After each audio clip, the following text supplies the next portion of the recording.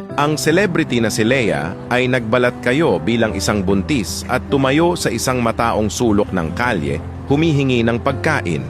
Iniwasan siya ng mga tao. Ang ilan ay malamig ang tingin sa kanya. Walang tumulong.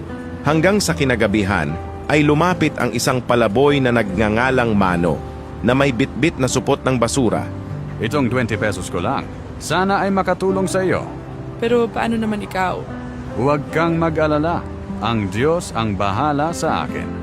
Ang iyong puso ay mas mahalaga kaysa sa ginto. Makalipas ang ilang araw, muling nagpakita si Leia, ibinunyag ang kanyang pagkakakilanlan at binigyan si Mano ng pagkain at damit, lupang nagkakahalaga ng 400,000 pesos at tinulungan pa siyang makasama ang matagal na niyang nawawalang pamilya. Ang tumulong sa iyo ay hindi ako. Ang Diyos ang tumutugon sa iyong pananalig.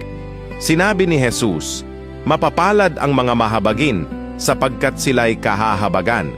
Laging pinagpapala ng Diyos ang mga taong nananatili sa pananalig at patuloy na gumagawa ng kabutihan kahit nasa kahirapan. Kung hindi ka abala, mag-alay ng Amen at ikalat ang pag-ibig na ito.